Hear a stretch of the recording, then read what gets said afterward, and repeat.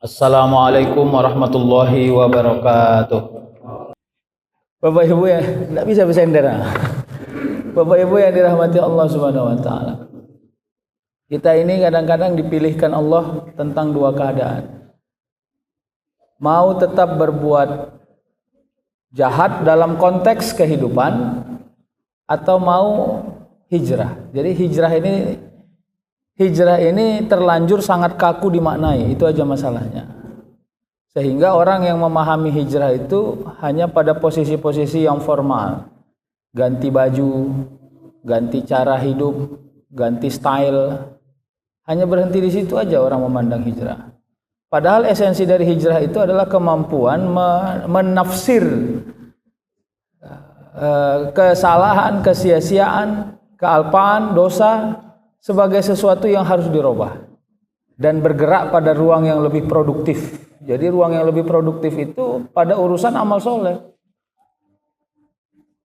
Ketika adik tadi membaca aiman tadi ya, membaca ayat misalnya wabasyiris sabirin, maka konteksnya adalah rasa takut yang enggak pernah hilang dari diri manusia. Wala nabluwannakum bisyai'in minal khauf. Jadi ada rasa takut, ada rasa lapar, khawatir akan kelaparan. Naksim minal amwal itu nakos, Pak. Nakos itu bukan gak ada harta, tapi selalu merasa kekurangan. Itu problem. Selalu merasa kekurangan itu kira-kira kalimatnya begini. Aduh, tinggal 1 juta uangku katanya. Dia ngomong gitu di samping orang yang uangnya tinggal limpul. Iya, orang yang punya uang limpul, keren kali uangnya, tinggal 1 juta duitnya. Awak tinggal limpul katanya. Kira-kira gitu. Nakos, enggak pernah cukup. Ya, selalu aja ada tapi. Nah, tapi itu membuat kita enggak pernah sempurna merasa bersyukur tuh. Sebenarnya nasi goreng ini enak, tapi kalau ada cabenya, itu. Tapi itu membuat semuanya terasa lebih tidak sempurna. Ya. Jadi waktu dalam perjalanan saya bergurau-gurau dengan teman-teman. Kalau mau beli oleh-oleh kepada istri, itu ngeri-ngeri sedap. Karena nanti bisa ribet sendiri kita. Begitu sampai di toko baju, dihidupkan video. Dek mau yang ini, Dek. Ukuran apa itu, Bang? Itu udah mulai ribet tuh. XL. Yang hijau ada nggak, Bang? Kata, mulailah bongkar-bongkar. Bukan hijau yang kayak gitu, Bang. Udah mulai ribet. Jadi maksudnya ya itu ya.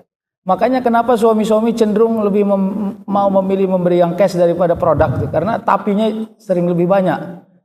Tapi kalau warna kuning lebih cantik ini sebenarnya. Mohon maaf para ibu-ibu, saya tidak kritik kalian semua, tapi memang itu yang selalu terjadi. Kenapa akhirnya kita ini kurang legowo menerima sesuatu yang ada? Ya. Nah, pilihannya ada dua tadi saya katakan. Kita mau bertahan pada ruang yang jelek dalam makna tidak sempurna amal kita, atau kita memilih untuk melakukan pergerakan.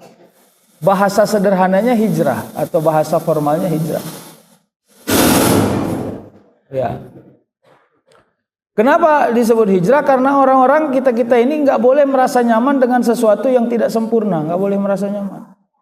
Nah, karena ketidaknyamanan itulah yang membuat kita terus merubah diri kita. Bapak Ibu, apa konteksnya saya sebut ini? Bahwa setiap hari kita memperbaiki keadaan, memperbaiki hidup. Datang hadir ke masjid, lalu kelihatannya tidak produktif dari sisi keduniaan, tapi insya Allah dari sisi mematangkan kebatinan, mematangkan pemahaman, keilmuan, diberi kekuatan oleh Allah Subhanahu wa taala. Semoga kita selalu dalam lindungan Allah Subhanahu wa taala. Salawat dan salam kita hadiahkan kepada Rasulullah sallallahu alaihi wasallam. Mudah-mudahan kita tetap istiqomah menjadikan Rasulullah sebagai uswatun hasanah. Tadi imam kita juga membaca ayat An-Nisa ayat 106. Wastaghfirillah innallaha kana ghafurur rahim. Jadi sebenarnya kita disuruh memohon ampun kepada Allah. Karena sesungguhnya Allah itu adalah Ghafur. Ghafur itu di atas kemakluman, Pak. Jadi kalau maklum itu konteksnya adalah ada orang buat salah, dan kita mencoba memaklumi kesalahannya. Gitu ya. Jadi Ustadz, ada seseorang bertanya, kenapa selalu banyak aja orang yang membuat saya ribet? Nah, ribet itu selalu aja membuat susah gitu. Saya mencoba mengajak orang yang bertanya itu untuk memikirkan sesuatu. Saya bilang begini, salah satu rezeki yang dirahasiakan Allah hadirnya dalam diri kita itu adalah Allah dekatkan kita untuk terus berbuat baik pada orang yang selalu membutuhkan kita. Kenapa? Karena ada saatnya kita sudah tidak bisa berbuat baik lagi. Mau berbuat baik pun nggak ada tempatnya, nggak ada kemampuannya, nggak ada hartanya, nggak ada orang yang mau dibuat baikkan gitu. Jadi awak mau berbuat baik sama orang pun nggak ada tempatnya lagi. Ya. Nah yang kedua, secara kontekstual, ternyata untuk memastikan bahwa kita adalah orang yang berhasil secara mahdoh sulit. Kenapa? Karena level ibadah mahdoh atau ritual kita ini selalu saja terhalangi oleh hasad, hajat dan hasrat keduniaan kita. Apa itu? Dalam sholat sulit tuh, khusyuk dalam sholat, mungkin bahasa sederhananya fokus lah ya. Kenapa? Karena kita selalu terhalang dengan urusan keduniaan kita, ya kan? Atau kita dihadapkan pada sesuatu yang ghairu mahdoh. Yang ghairu mahdoh itu mungkin amal-amal muamalah, yang kita juga dihadapkan pada kemampuan kita untuk memastikan bahwa kita orang yang struggle dalam urusan niat, tidak terombang-ambing gitu ya. Ini kan perkara orang memuji 3 kali aja bisa oleng kapal. Kalau nggak ada abang kurasa gagal acara ini bang. Mulai gitu tuh, itu mulainya dari situ tuh. Masuk yang satu lagi, memang di tangan abang lah ini sukses acara ini. Mulailah agak oleng sedikit. Jadi kenapa? Karena kerja-kerja yang sempurna itu membuat setan tidak nyaman. Kerja-kerja yang sempurna membuat setan tidak nyaman. Hati-hati. Ya. Jadi saya dengan istri saya pesan martabak telur daging. Ini true story Pak, bukan hayalan. Yang datang martabak telur nggak ada daging-dagingnya. Udah dibelah-belah martabak telur itu, sedikit pun nggak ada dagingnya. Ya kan, komplainlah kepada pelayan. Yang kami pesan tadi martabak daging, kenapa yang datang martabak telur nggak ada dagingnya? Pelayannya ngotot juga, kelihatannya masih magang karena baju hitam putih. Sesuai catatan Pak, ini. Akhirnya di cross check lagi sama yang ngantar. Ternyata yang order kan, yang ngantar beda lagi. Ternyata yang ngantarnya yang salah. Rupanya ada yang pesan martabak biasa, ada yang pesan martabak terbalik dia ngasih. Kira-kira gitu. Nah di cross check lah kepada yang mendapatkan martabak daging yang tapi pesannya martabak biasa. Seolah-olah ditanya gini, mau nggak dia membayar seumpama harga martabak daging? Ngotot pula dia, siapa suruh kok kasih ini? Katanya. Jadi ribet sendiri nih Pak, itu cerita ini. Jadi saya duduk di sini di antara 2 meja, duduk yang mendapat jatah kami itulah kira-kira. Akhirnya balik lagi itu yang order yang hitam putih tadi, sambil agak ngomong sendiri dia nyatat sesuatu di kertasnya. Aduh, potong gaji lah ini, aduh, gitu-gitu dia. Nah saat itu kita dihadapkan pada 2 pilihan itu yang saya katakan. Kalau kau berdiri di kebenaranmu, kau benar, bertahan saja, pasti kau mendapat keadilan. Jangan bayar, biar aja paling yang order kena potong gajinya. Saat itu kau benar dan kau pemenang. Tapi apakah kemenangan itu yang kau cari? Pertanyaan itu yang harus dijawab secara sofistik. Gitu dia cara ngelihatnya Pak. Jadi gimana? Udah begitu mau bayar diekorinya kami dari belakang. Ya. Khawatir kami mengadu-ngadu kira-kira gitu. Tapi akhirnya dengan ya saya bilang sama istri biar bayar aja. Artinya kita tetap bayar yang pakai daging. Bapak Ibu, bukan keren kali amalan saya ini, enggak juga, gedeg juga saya. Tapi pertanyaannya, sejauh mana kita mampu merenovasi cara berpikir agar kita tetap bertahan untuk berbuat baik pada saat itu kita sedang tidak mendapatkan keadilan. Kalau gerak tasawuf begitu cara kerjanya, itu maksud saya. Ini bukan tentang kehebatan kita mempertahankan keadilan, enggak. Kadang-kadang kita meruntuhkan hajat keadilan kita untuk mempermudah jalan orang lain. Selalunya begitu. Makanya kalau ada orang nanya, penting nggak belajar tasawuf? Bagi Anda yang sangat rasional nggak penting, tapi bagi Anda untuk punya akhlak penting sekali. Anda tinggal memilih saja Anda mau di mana. Nah, saya hubungkan itu pada urusan amal mahdoh. Gini, udahlah sholat awak ancur-ancuran, ya kan? Zikir awak pun rusak kali, ya kan? Amal sosial yang kayak tadi pun nanggung. Ya udahlah, perbaiki di ruang-ruang yang itu tadi maksud saya, ya. Permudah urusan orang, maafkan, maklumi, sederhana, Pak. Jadi attitude yang begitu itu penting. Karena saya pernah ditanya kenapa orang yang tidak beragama justru kelihatan lebih keren sikap dan attitude-nya kepada manusia.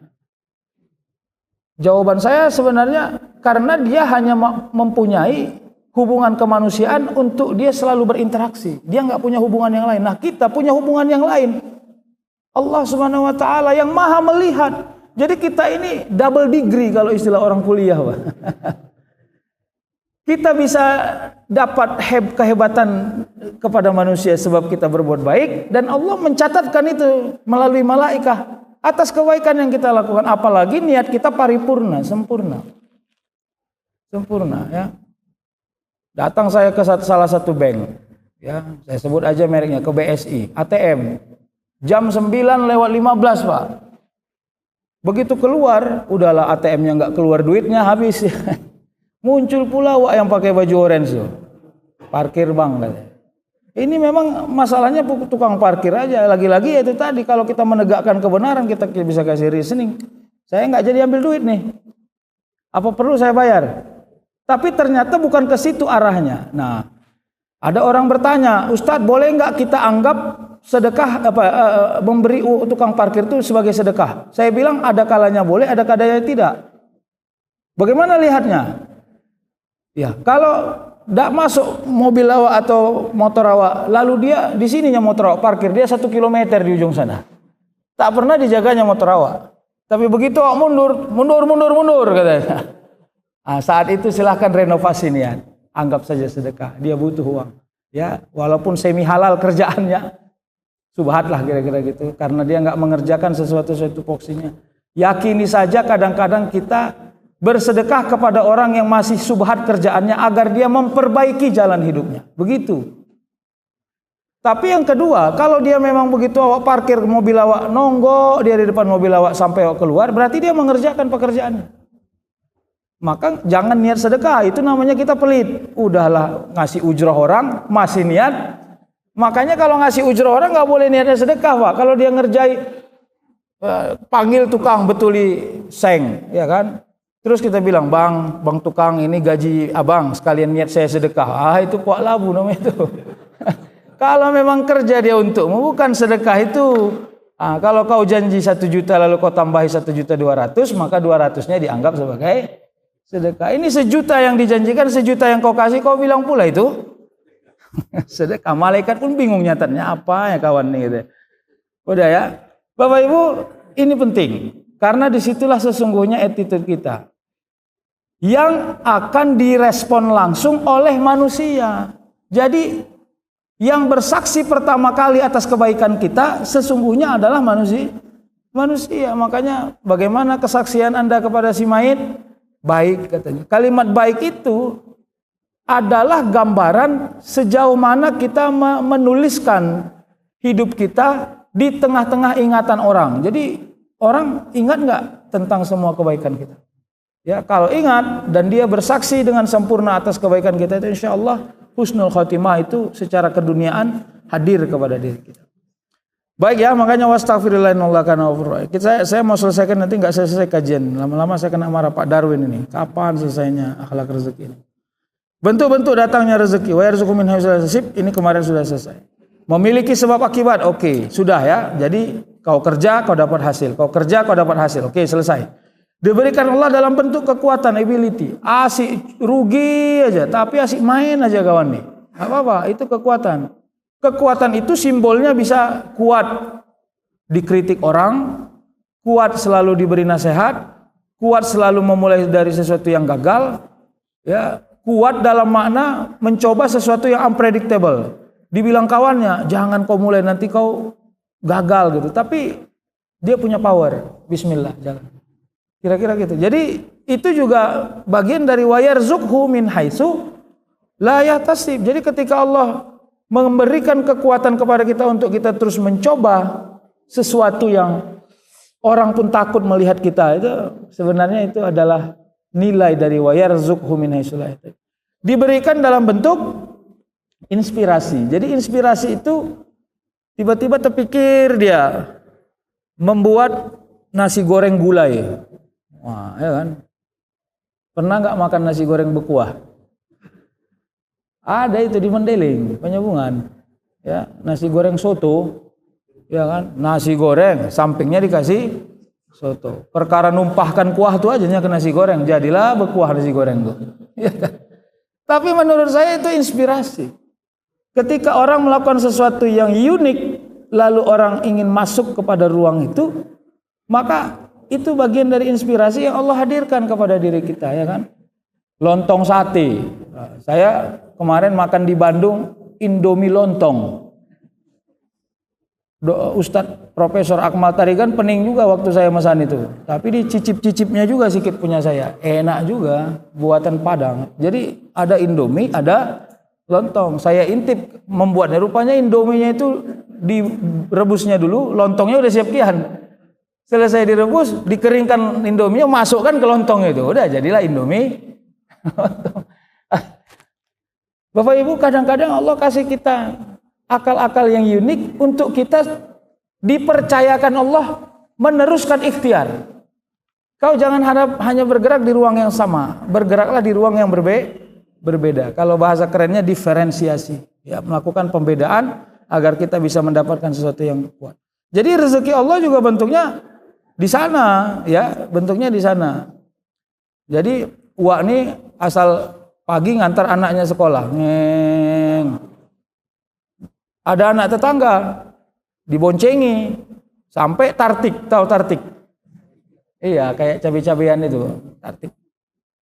Lama-lama tetangganya bilang, udahlah aku bayar mingguan aja. Sampai yang sekecil-kecilnya, Pak. Sampai yang sekecil-kecil. Akhirnya dapat pemasukan tambahan hanya gara-gara dia rajin ngantar anaknya ke sekolah. Carilah, kadang-kadang Allah berikan di situ, ya. Diberikan melalui pihak lain yang terkait. Pihak lain yang terkait ini maksudnya siapa? Keluarga, saudara, anak. Itu juga wayarzukhu min haitsu la yahtasib. Kadang-kadang Allah luaskan rezeki kita karena orang niat kita kasihan. Udahlah jelek, ya kan? Kasihan pula wajahnya. Jadi orang kasihan nengok awak, kasihan kali anak ini gitu kan. Jadi Bapak Ibu, tolong jangan pernah merasa sepele dengan rasa kasihan, karena sering orang justru beruntung karena orang mengasihani dia. Bagaimana cara Allah menitipkan wajah yang kasihan kepada seseorang? Kalau saya ditanya, boleh saja sebab zikir yang bagus, sabar yang kuat, istiqomah yang baik. Bisa jadi. Jadi orang mencoba untuk, waduh, bantulah, mudahkanlah, luaskanlah, ringankanlah, kira-kira gitu. Nah, jadi disinilah penting kenapa kita nggak boleh berwajah songong. Wajah songong, Wak. Awak mau kasihan, tapi waktu ngomong 5 menit sama dia nggak jadi kasihan, Wak. Ya kan? Bawaannya kreak aja gitu. Hati-hati. Jadi disitulah penting omongan lembut. Diberikan melalui pihak yang lain yang tak terkait. Ini sama sekali nggak ada hubungan. Ya, duduk lagi nunggu istri belanja, tiba-tiba datang wak-wak sampingnya lagi makan kacang goreng, ditaruhnya kacang goreng tengah, bang kacang goreng. Boleh aja sesuatu itu. Jadi saya mau katakan Bapak Ibu, tolong menilai rezeki itu jangan sesuatu yang mahal-mahal saja. Dari mulai yang paling ringan, yang dimudahkan Allah urusanmu, antrian. Ngantri ke bank nomor 17, rupanya uak yang di depan nomor 5 udah gedek aja bawaannya, lama kali mundur dia, nggak dikasihnya nomor itu sama nomor 6, nomor 7, nomor 8. Begitu jumpa nomor awak nomor 17, tengoknya muka awak agak kasihan, ya kan, udah bang untuk abang aja nomor 5. Maksud saya tolong baca rezeki itu sampai di ruang yang begitu, supaya kita jangan kaku menafsir rasa syukur. Kita ini menafsir rasa syukur kalau dikasih Bang Didit duit tambahan itu baru syukur awak. Kalau nggak dikasihnya nggak ada syukur. Ya, ini bukan kode Bang, jangan takut, tenang aja Bang. Kita ini kan join. Diberi melalui pihak lain yang tak terkait. Siapapun itu kan. Saya udah cerita di sini tentang uak-uak yang beli mie Aceh. Mungkin masih ingat. Dikera-keranya duitnya. Dia pakai sepeda Pak, mungkin kelihatannya dia tukang. 2000. Dikonfirmasinya bolak-balik kepada tukang mie Aceh itu. 12.000 kan Bang katanya. Wah, 12.000 kan Bang. Hampir 3 kali dikonfirmasi. Mungkin uangnya pas-pasan. Jadi dia khawatir kurang uangnya. Lalu saya bisikkan kepada orang rumah saya, bilang sama ininya supaya kita yang bayar. Tapi jangan kasih tahu kita yang bayar, kira-kira gitu kan. Nanti khawatir dia dianggap dikasihani. Ya, jadi salah satu kehebatan kita bersedekah adalah memuliakan orang yang kita beri. Itu. Nih uang. Ciumlah tangan, coba sedikit. Ciumlah. Tuh. Siapa tadi yang ngasih? Wa Burhan. Bagus. Siapa tadi yang ngasih? Nggak usah lah. Padahal yang dikasihnya jauh lebih tua 3 tahun dari dia. Ya kan cium tangan pula itu, macam betul aja. Nggak usah. Kalau lupa dia nyium tanganmu biar aja. Nggak apa-apa. Kenapa? Baru makan nasi agak bau. Supaya sempurna rasa ikhlas. Ya kan? Begitu anaknya nggak masuk daftar wisuda, heboh kali nelponnya Wak. Ini bukan ungkit-ungkit, enggak. Tolonglah Ustaz, tolong. 5 menit sekali WA, 5 menit sekali WA. Awak pun bukan saudara, bukan keluarga. Heboh juga lah Pak, menghubungi semua manusia di alam nyata dan di alam gaib agar anaknya juga ikut masuk. Rupanya memang ada yang kesalah. Namanya terenter 2 kali, nama orang terenter 2 kali sehingga nama dia terselip. Padahal ditengok dari nomornya dia memang orang yang harus masuk wisuda. Begitu masuk daftarnya wisuda, masuk WA-nya. TKS ya Bang, tanda jempol sama tanda begini. Selesai. La kalam wala salam. Alhamdulillah. Nah apa? Memang semua orang melihat kita hanya pada ruang manfaat dan kita harus bersiap diri dimanfaatkan oleh saat itu kita menebar kebaikan. Lupa orang berterima kasih, nikmati. Wa basyiris sabirin. Ustaz, kau coba nih kau ceritakan, kan saya nggak sebut nama. Gak apa-apa. Saya mau bilang ini sebagai etibar saja kepada kita, mempersiapkan diri untuk banyak manfaat kepada orang. Besok, lusa, ada lagi urusan dia dengan anaknya yang lain, dihubunginya kita. Nikmati saja. Seolah-olah semalam gak pernah terjadi. Gak apa-apa. Karena nanti ada saatnya kita sudah mulai dikurang-kurangi Allah bermanfaat kepada banyak orang. Dan saat itu kita mencari-carinya. Ya kan? Nah inilah ekspektasi dari diberikan oleh pihak lain yang tak terkait. Tak terkait. Ya, jadi kalau saya naik angkot, walaupun sudah agak jarang tapi masih naik angkot. Kadang-kadang naik anak-anak sanawiyah. Ya kan? Anak-anak sanawiyah itu 4 orang. 5 orang naik, awak pun impit-impitan gara-gara itu. Udah tetean ongkos. Ribut, ya kan? Gimana? Ya kalau tengok wajahnya orang yang ta'lim, orang yang belajar, mendekatkan diri kepada Allah, berarti ada sabilillah di dalam. Kalau agak banyak duitmu, sesekali kok ongkosi orang tuh. Tapi jangan tiap hari, nanti orang tuh nebeng aja. Enggak apa-apa, sesekali. Maksud saya ruang-ruang yang gitu. Ya, Bapak Ibu, saya pernah duduk di masjid di saf belakang. Menunggu sholat, masih sholat qobliyah. Lalu di samping saya ada anak-anak 2 orang berdiskusi mereka tentang Tuhan. Wah, itu keren kali itu. Nanti kau katanya, bilang sama kawannya, nanti kau kalau udah sholat jangan ribut. Nanti Allah marah. Saya dengar, mak ini keren, ini diskusi tauhid yang dalam ini. Jadi saya justru punya pemahaman anak-anak cencen itu jauh lebih dalam diskusi tauhidnya dibanding kita. Saya langsung mengambil iktibar bahwa nasihat itu karena sampai ke telinga saya berarti harus menjadi nasihat juga kepada saya. Lalu kawannya, janji kau ya jangan ribut, janji. Ya, nanti Allah marah. Bapak Ibu, jadi kita harus mau menyiapkan diri belajar dari siapa? Dari siapa saja. Ya, dari siapa saja. Diberikan langsung tanpa proses. Bagaimana langsung diberikan langsung tanpa proses? Kalau saya bicara tentang alam, ya, apa yang dilahirkan alam kepada diri kita, ya, apa namanya, udara yang segar. Jadi kemarin saya tak sengaja menonton video, ada orang nongkrong, lalu dia pakai oksigen gitu, apa namanya? Ada kayak gelembung-gelembung gitu, tapi dia nongkrong gitu. Dipakai oksigen, ada yang dilengketkan di sini, ada yang eksternal dia, gelembung-gelembung air itu. Saya nggak tahu apa namanya, nanti orang kesehatan bisa kasih tahu. Sesekali saya mencoba memahami apa sudah tidak menarik udara yang diciptakan Allah ini, sehingga manusia menciptakan udara sendiri untuk dia melanjutkan nafasnya. Ngeri, Pak. Jadi saya mau ngajak kita untuk membiasakan diri menikmati udara ciptaan Allah ini. Karena sehebat-hebatnya ciptaan manusia, dia berbatas terhadap ruang dan waktu. Ya. Tapi kalau untuk menjaga kesehatan, ya tapi saya kira jangan di ruang publik lah, di ruang privat saja. Di ruang privat pakai. Tapi kalau di ruang publik kita seolah-olah ingin dakwahkan, kurang nikmat lagi sekarang udara Tuhan ini. Jadi sekarang kami menciptakan udara sendiri untuk kami nikmati. Itu kalau dalam konsep tasawuf sombong itu, Pak. Sombong. Jadi kalau begitu ya agak privat lah, berondok sedikit ya kan. Hisab 10 menit selesai, keluar lagi. Supaya apa? Supaya orang sangka baik terus kepada udara yang diberikan dan diciptakan oleh Allah. Diberikan dalam bentuk mempermudah yang sulit. Jadi kadang-kadang kesulitan itu bukan sebab kita tidak tahu menjawab atau menjalaninya, tapi karena kemampuan kita tidak cukup. Ya, awak mau jalan dari sini ke Rantau Perapat naik mobil, sulit nggak? Nggak sulit. Jangankan ke Rantau Perapat, ke Padang pun bisa kubantai sendiri katanya. Tapi saat itu dibuat Allah dia ngantuk dan oyong. Jadi ngantuk dan oyong itulah alasan bahwa perjalanan itu sulit. Hati-hati. Jadi saat itu lalu diberi ruang untuk mempermudahnya. Tiba-tiba kawan samping bilang, ya udah bang, biar aku yang bawa. Itu mempermudah jalan.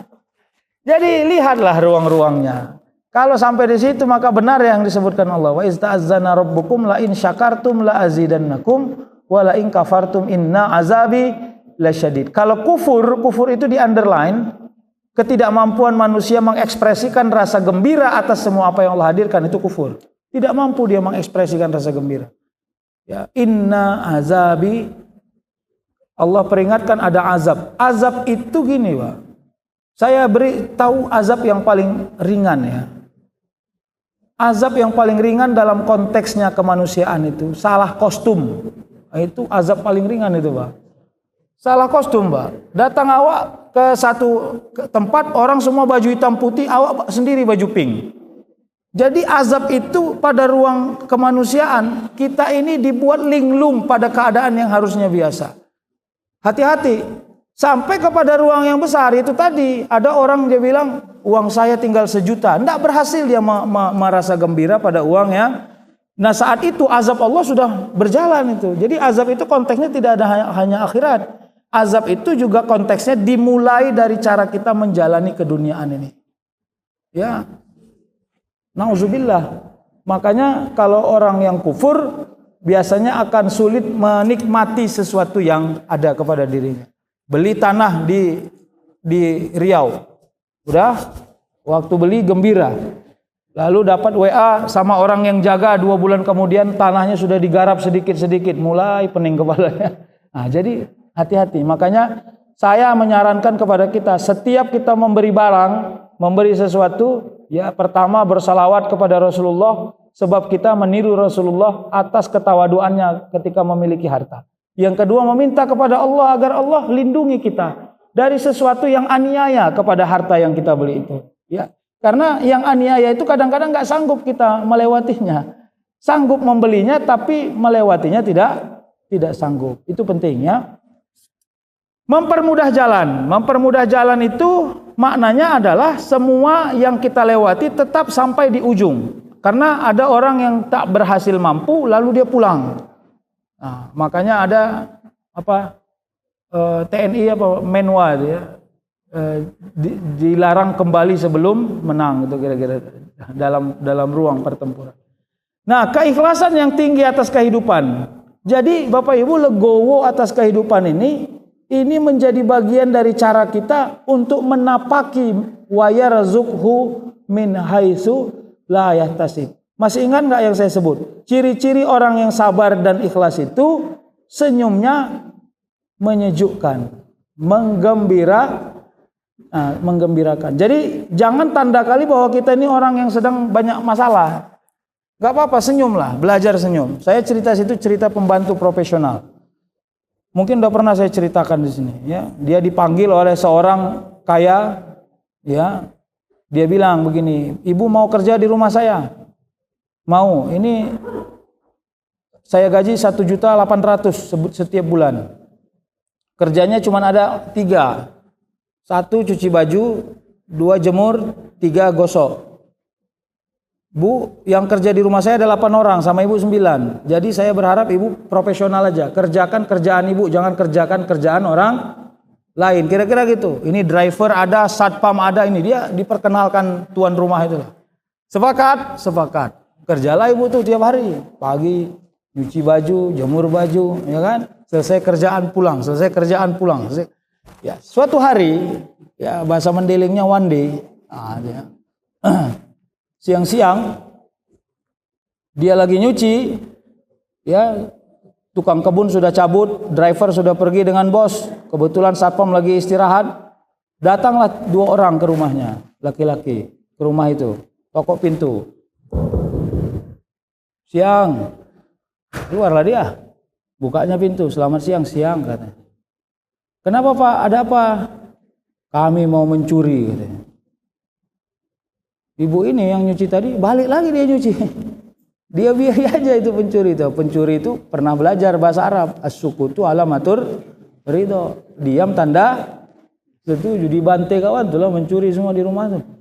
Selesai sampai tempat tisu pun diambil karena dianggap diridhoi. Tadinya mau niatnya ngambil TV aja gitu. Selesai, ibu ini selesai mencuci, selesai menjemur, selesai menggosok, pulang. Sore-sore tuannya pulang. Ditengok kenapa barang-barang yang sensitif sudah nggak ada, barang-barang yang mahal lah kira-kira gitu. Akhirnya cek CCTV. Rupanya kelihatan ada tamu yang datang. Lalu dibukakan pintu, dibiarkan saja tukang cucinya mencuci terus. Nah, akhirnya dipanggil dia, di cross check, diwawancarai, diinterogasi. Kenapa Anda tadi siang datang orang membiarkan ini gitu-gitu kira-kira? Apa kata tukang cucinya sambil tanpa merasa bersalah? Pak, mohon izin Pak, saya Bapak kerjakan di sini gaji 1,8 dengan 3 pekerjaan. Mencuci baju, menjemur baju, nggak ada Bapak bilang kalau ada orang masuk, kalau pencuri dihalangi, dia nggak ada Pak. Jadi saya berupaya profesional bekerja Pak. Nanti Bapak pecat pula saya kalau saya mengerjakan sesuatu yang nggak Bapak perintah. Kira-kira kalau Bapak Ibu jadi tuan rumahnya dipecat nggak ini orang? Dia dipecat pada saat dia sedang mengerjakan tupoksinya dan sangat profesional dalam bidangnya. Hati-hati. Saat itu kita sedang tidak butuh orang yang profesional, tapi orang yang ikhlas kita butuh. Kalau kita rewind cerita itu, Pak, begitu dibuka pintu menjerit-jerit kawan, tolong ada gitu, kira-kira gitu ya. Lalu orang datang, ditangkap pencurinya atau lari pencurinya, tidak jadi mencuri. Kelihatan CCTV, harusnya yang punya rumah memecat ibu ini. Karena dia mengerjakan sesuatu yang tidak profesional, bukan tupoksinya yang dia kerjai. Kok sok paten kali, kira-kira gitu. Tapi ternyata itu terbalik, Pak. Saya yakin dia pasti dicintai oleh tuan rumahnya. Dia mengerjakan yang sunnah, bukan yang tapi tidak pula mengerjakan yang sunnah saja yang wajib, tidak, ya kan? Semenjak dipekerjakan dia di situ nggak mau dia nyuci, ditungguinya kapan perampok itu datang, ya kan? Padahal tak ada orang mau merampok. Kenapa? Pengen ngerjain yang sunnah, tapi yang wajib tidak dikerjakan. Ini 2 bulan kerja dipecat juga kawan itu. Bapak Ibu silahkan ambil iktibar dari cerita saya dari mana saja ruangnya. Tapi gitulah kira-kira perumpamaan orang yang mengkrit rasa ikhlas di atas profesionalitas. Makanya saya ketika di perusahaan-perusahaan disuruh menerjemahkan ikhlas pada ruang SDM, saya bilang, pekerja-pekerja ini kalau hanya mengerjakan yang tupoksi, itu ecek-ecek kerjanya, saya bilang. Agak merah juga muka orang tuh, saya bilang begitu. Kenapa? Karena merasa bahwa perusahaan itu rumah dan tempat kita bekerja, mencari rezeki, lalu dia mengerjakan apapun agar membesarkan perusahaan. Itulah identitas yang sebenarnya dari orang-orang yang profesional. Tidak yang lain. Jadi bukan, mohon maaf Pak, ini bukan tupoksi saya Pak. Ini gedeg juga Wak dengar orang yang begini. Mohon maaf Pak, ini sudah tidak jam kerja, saya nggak bisa ngerjainnya. Ini kalimat-kalimat gini ini perlu dibuat latihan kader lagi nih. Anak buahnya. Kenapa? Karena tupoksi itu hanya standar dasar. Standar utamanya loyalitas. Loyalitas itu dalam prinsip tasawuf adalah ikhlas. Makanya orang yang ikhlas beragama dan bertuhan, bertauhid, berarti loyalitasnya beriman kepada Allah tinggi. Ya, disitulah letak akhirnya ada orang bilang begini, ya Allah, la yukallifullahu nafsan illa usaha laha ma kasabat wa 'alaiha ma iktasabat.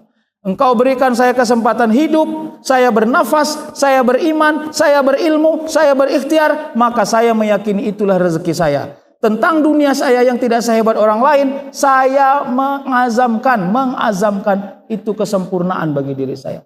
Saya yang menyesuaikan diri. Saya yang menyesuaikan diri. Ya, bukan saya berhajat berlebih, tapi saya yang, wah itu loyalitasnya tinggi. Jadi, encop, tahu encop? Mana ini kader-kader lama encop. Kalau ada orang main alif brondo, capek dia kan encop, tahu encop? 1, 2, 3, encop lah dulu woi, aku capek. Encop itu istirahat. Jadi kalau orang yang sudah mulai gedek dengan amalnya, dia istirahat dulu, encop lah dulu ya Allah. Capek juga aku sholat aja tapi nggak ada rezeki. Nggak ada yang encop bagi orang-orang yang bertauhid. Semua jalan. Ya. Ujian itu ibarat polisi tidur. Apalagi polisi tidurnya satu jalan penuh. Kalau kau lihat ada polisi tidur di depan, kurangi kecepatan kendaraan. Jangan berhenti, karena kau tunggui pun 24 jam gak akan pernah bangun itu polisi tidur itu.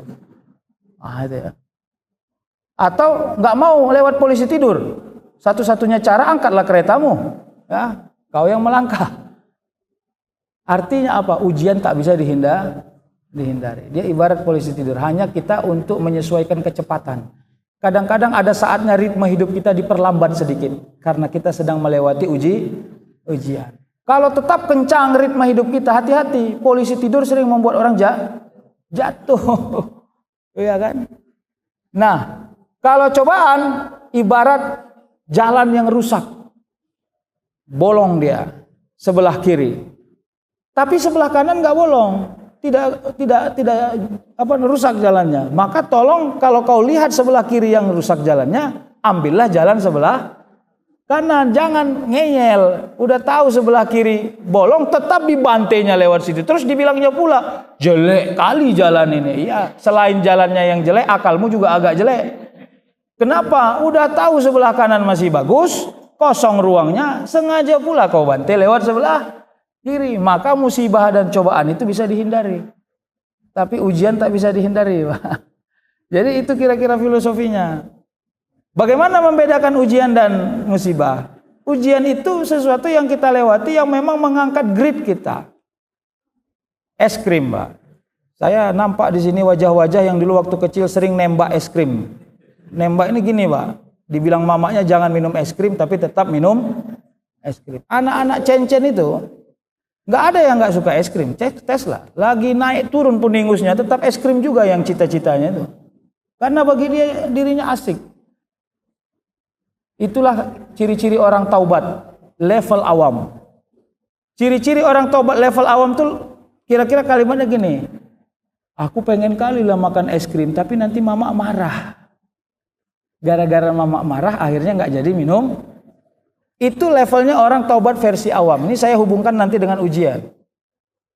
Artinya apa? Kita masih sangat kepengen ngerjain dosa itu. Masalahnya nanti Allah marah, takut ya. Nah nanti naik levelnya. Udah mulai besar anak cencen ini tadi. 18, 20, 25, udah sampai 37 tahun umurnya. Udah dia sendiri yang tak mau minum es krim. Karena dia paham, tahu, sadar bahwa setiap minum es krim akan membuat dirinya sakit. Akhirnya dengan sadar di underline, dia menghindari makan. Nah itulah sejatinya orang yang taubat. Dengan sadar dia menghindari dosa yang membuat dia berpenyakit dirinya.